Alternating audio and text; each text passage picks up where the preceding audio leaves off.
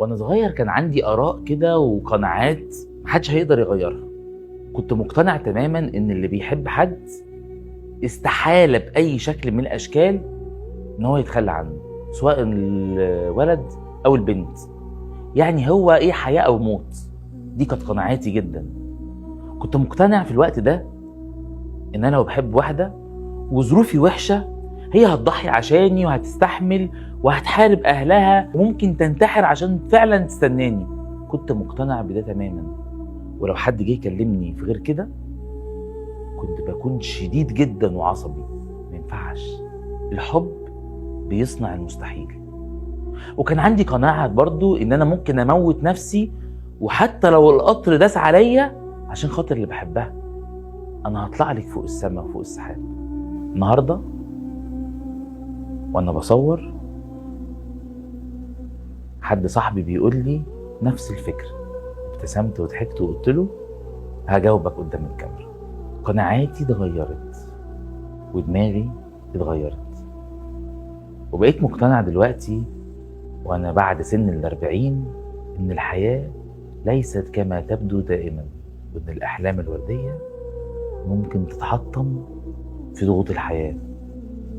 ممكن يجي وقت تبقى مش قادر تكمل، تيجي وقت واللي انت بتحبها مش عارف تقاوم. الضغوط بتكون صعبة جدا والحياة بتكون أصعب. مش معنى الكلام ده ان احنا نستغنى عن حلمنا ونسيب اللي احنا بنحبه، لا.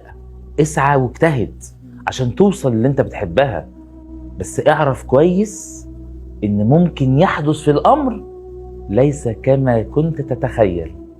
في الوقت ده لازم ترضى. الرضا في الوقت ده مهم.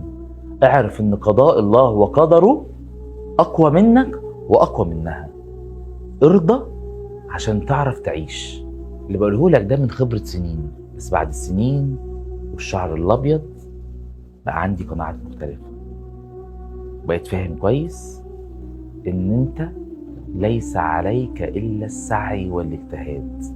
ويجي نقطة مهمة جدا بعدها، قضاء الله وقدره هيجي.